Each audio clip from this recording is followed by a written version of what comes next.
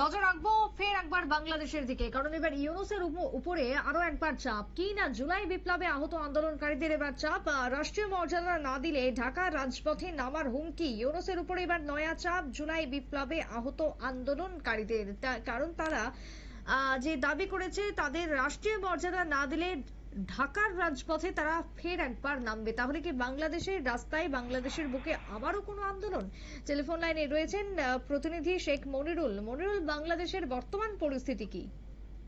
দেখো, বাংলাদেশের যে অভ্যন্তরীণ সমস্যা, সেই অভ্যন্তরীণ সমস্যা নিয়ে আমরা মাথা ঘামাতে পারি না।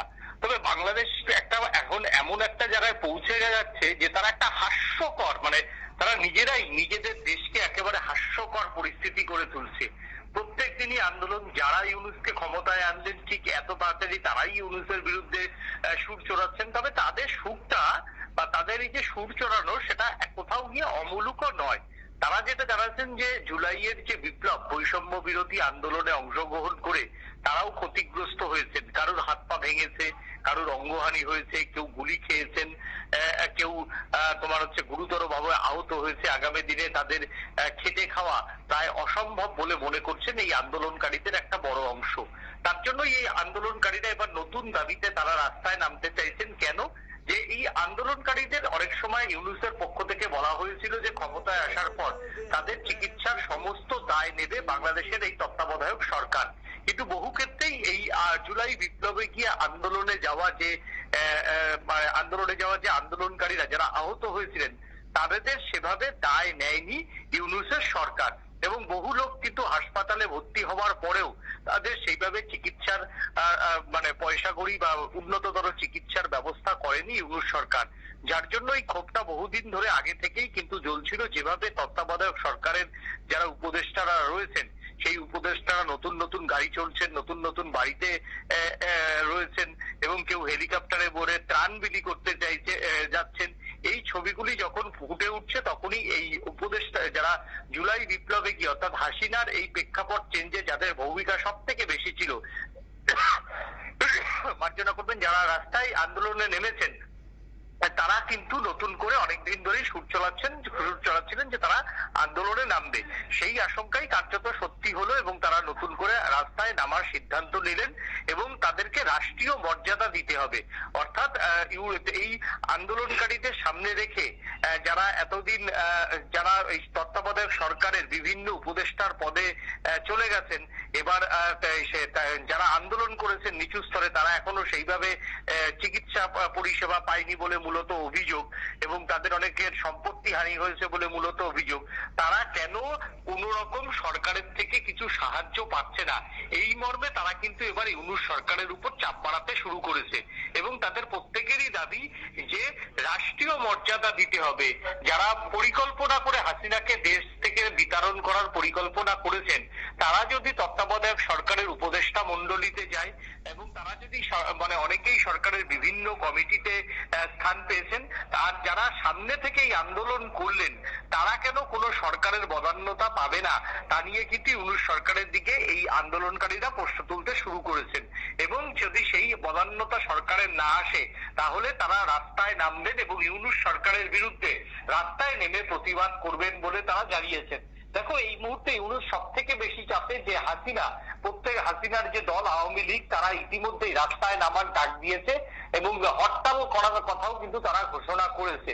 এবং সেই জায়গাতে আওয়ামী লীগকে কোণঠাসা করতে এখন একটা মাত্রই পথ, যে আওয়ামী লীগকে যেভাবেই হোক বাংলাদেশে নিষিদ্ধ ঘোষণা করতে হবে।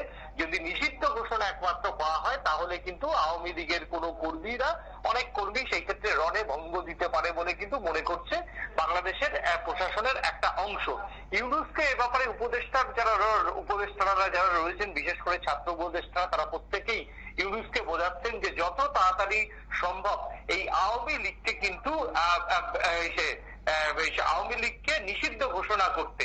এবং আওয়ামী লীগকে নিষিদ্ধ ঘোষণা করা নিয়ে যখন প্রত্যেক দিনই জল্পনা কল্পনা চলছে এবং ইউনূস গভর্নমেন্ট কিভাবে আগামী দিনে চলবে সেটা নিয়ে যখন প্রত্যেক দিনই একটা চর্চা চলছে, ঠিক সেই সময় আওয়ামী লীগের এই আন্দোলনের সময়তেই একেবারে উপদেষ্টারা যারা আন্দোলন করেছেন, জুলাই বিপ্লবে গিয়ে যারা আন্দোলন করেছেন, জুলাই বিপ্লবে গিয়ে যারা আহত হয়েছেন, তাদের বিরুদ্ধে কিন্তু এবার আন্দোলনে একটা নামার সরাসরি কিন্তু তারা কিন্তু একটা ইউনিশ সরকারের বিরুদ্ধে সরাসরি আন্দোলনে নামার হুঁশিয়ারি দিল।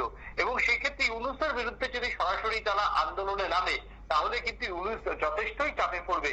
কারণ সংখ্যাটা প্রায় 1000-এর উপর যারা আন্দোলন করতে গিয়ে আহত হয়েছে, গুরুতর আহত হয়েছে, এরকম কিন্তু সংখ্যাটা 1000-এর উপর, এবং অল্প বিস্তর আহত হয়েছে সেই সংখ্যাটা কিন্তু আরো কয়েকটা গুণ বেশি।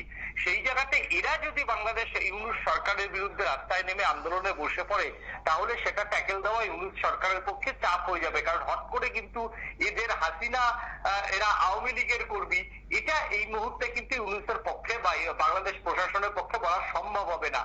দ্বিতীয়ত, তাদের চট করে লাঠি দিয়ে, টিয়ার গ্যাস দিয়ে মেরে সেখান থেকে তাড়ানোটা সম্ভব হবে না, কারণ সামনেই বাংলাদেশের ভোট। এবং সেই ক্ষেত্রে বিএনপি সহ অন্যান্য দলগুলি এদের সহমর্মিতা অর্জন করতে গেলে যদি সাপোর্ট দিয়ে দেয়, সেই ক্ষেত্রে কিন্তু ইউনূস সরকার একটা চাপে পড়বে। তাই ইউনূসকে এখন মুখ বুঝেই সমস্ত কিছু সহ্য করা ছাড়া কিন্তু অন্য কোনো উপায় নেই। এবং ইউনূস সরকারের এখন ভারেমা ভবানী, অর্থাৎ রাজকোষে কোনো টাকা নেই, ব্যাংকে টাকা নেই, ব্যাংক প্রায় দেউলিয়ার পথে। এমন সময় যদি সবাইকে রাষ্ট্রীয় মর্যাদায় ক্ষতিপূরণ দিতে হয়, তাহলে ইউনূস সরকার আগামী দিনে কিভাবে চলবে সেটা কিন্তু বিচক্ষণ মানুষ হিসেবে, এবং অর্থনীতি সত্যিই তিনি ইউনূস একজন পণ্ডিত ব্যক্তি, তাকে কিন্তু অনেক কিছু ভাবনা চিন্তা করতে হচ্ছে। দেখো, বিরোধী রাজনীতি করতে গেলে কোনো ট্যাক্স লাগে না। যেমন আসিফ নজরুল, তিনি 22 লাখ ভারতীয় ঢাকায় কাজ করছে এই মর্মে তিনি প্রচার করে বেড়াচ্ছেন। আর ঠিক সেই আসিফ নজরুলই এখন ঢাকা হাইকমিশনের আমন্ত্রণে গিয়ে ভারতের হাইকমিশনের আমন্ত্রণে গিয়ে তিনি বিরিয়ানি খাচ্ছেন এবং ভারতের ইন্ডিপেন্ডেন্স ডেতে তিনি ভারতকে শুভেচ্ছা জানাচ্ছেন। অর্থাৎ এখন বিরোধী শাসক হয়ে তাদের কিন্তু একেবারে বিষ পোড়ার মতো পরিস্থিতি। এবং সেই জায়গাতে এই যে আন্দোলনকারীরা তারা যদি রাস্তায় নামে, তাহলে কিন্তু ইউনূস সরকারের কিন্তু প্রবল চাপে পড়তে বাধ্য। কারণ যে সময় আওয়ামী লীগ আন্দোলন করছে, বিএনপি ইউনূস সরকারের উপর খুশি নয়। বিএনপি প্রত্যেক দিনই আন্দোলন করার কথা তারা জানাচ্ছেন যে যদি ভোট না হয় তাহলে তারা আমন্ত্রণ জানাবে। কিছুটা তোমার হচ্ছে জামাত সুর নরম করছে, জামাতেরও কিন্তু অনেক ইউনূস সরকারের প্রতি কিন্তু আবদার রয়েছে। জামাতও এক একদিন এক এক রকম দাবি তুলছে, তবে জামাতের সেই আন্দোলনের যে হুঁশিয়ারি সেটা একটু নরম। সেই ক্ষেত্রে ইউনূস সরকার দেখো দুটো জিনিস করতে পারে। এক হচ্ছে ইউনূস সরকার এই সময়ের কথা শুনে মাথা নাড়িয়ে তিনি আরো কিছু সময় কিল করতে পারেন। যে ক্ষেত্রে আরো কিছু সময় কিল করলে যদি ফেব্রুয়ারি মাসের শেষের দিকে এই সমন্বয়ক ছাত্রদের যদি একটা নতুন রাজনৈতিক দল হয়, সেই দলের মাথা নিশ্চয়ই ইউনূস হবেন, এমনটাই কিন্তু বাংলাদেশের অন্দরে খবর। সেই ক্ষেত্রে তারা একটু জমালে হয়তো ভোট যে করাবে ইউনূস, সেটা কিন্তু কোনো সন্দেহ নেই। তবে ইউনূস সরকার এখন সময় কিল করার চেষ্টা করতে পারেন। তিনি বিষয়টাকে নিয়ে প্রথম দিনে একটু আলাপ আলোচনা, তারপরে একটা ভেবে দেখার জন্য একটা বড় টাইম নিয়ে নেওয়া, তারপরে আবার সেখান থেকে তোমার হচ্ছে ডেট চাওয়া, তারপর সেখান থেকে আবার আলোচনার পরিবেশ তৈরি করা। এইভাবে একটা সরকার কিন্তু 2-3 মাস চালিয়ে দিতে পারে। কিন্তু এটা কোনো বাস্তবতার দিক থেকে এটা একদমই ঠিক হবে না। কারণ একটা সরকার দেখো এইভাবে চলতে পারে না। গপ্প সপ্প তোমার হচ্ছে এই ছাত্র আন্দোলন, এগুলো দিয়ে কিন্তু একটা সরকার চলতে পারে না। যেটা ইউনূস সরকারের উপর এখন প্রত্যেকদিনই প্রেশার, এবং আমেরিকার মতো রাষ্ট্র তাদেরকে তোমার হচ্ছে ভর্তুকি আর দেবে না, তারা বলে দিয়েছে। তাদের কোনো সাহায্য করবে না। ইউরোপের দেশ সুইজারল্যান্ড তাদের উপর থেকে তুলে নিয়েছে। ভারত এখনো একটু অবশ্য সহৃদয় আছে, তবে কতদিন থাকবে সেটাও বলছে না। একটা ইউনূস যেভাবে সরকার চালাচ্ছে, সেটা একটা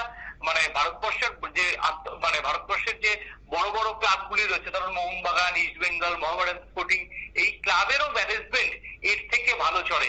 একেবারে চূড়ান্ত অপদার্থতায় একটা সরকার চলছে, যেই সরকারের কোনো নীতি নেই, যে সরকার নিজেরাও জানে না তারা কবে ভোট করাতে পারবেন, যে সরকারের কোনো তোমার হচ্ছে দিশা নেই। সব থেকে বড় কথা হচ্ছে দিশা নেই। কোন পথে একটা সরকার চলবে, কোন পথে একটা সরকার এই সমস্যাগুলো ফেস করবে, সেটা কিন্তু সম্পূর্ণ ইউনূস সরকার দিশাহীন। এবং দিশাহীন ভাবে একটা সরকার যেভাবে চলছে, সেইভাবে চললে আগামী দিনে বাংলাদেশের যে জনগণ, সেই বাংলাদেশের জনগণের কিন্তু অনেকটা ক্ষতি হবে বলে কিন্তু মনে করা হচ্ছে। বেশ, একেবারে তাই। ধন্যবাদ তোমায় মনিরুল। অর্থাৎ এই যে ঘটনা, তাতে করে বাংলাদেশে একদিকে যখন ছাত্রদের বিদ্বেষ, তার পাশাপাশি হিন্দুদের একটা সংখ্যালঘু অংশের বিদ্বেষ, একের পর এক বিদ্বেষ বাড়ছে ইউনূসের উপর। এবারে সেই জায়গাতে দাঁড়িয়ে বা এই মুহূর্তে এবার আন্দোলনকারী যাদের যাদের বিপ্লবে, বিশেষ করে জুলাই বিপ্লবে যারা আন্দোলনকারী, তাদের চাপ বাড়ছে ইউনূসের উপর। কিভাবে সামলাবে এই চাপ আগামী দিনে বাংলাদেশ, সেটাই এখন দেখার। ছোট্ট বিরতির পর ফিরছি, সঙ্গে থাকুন।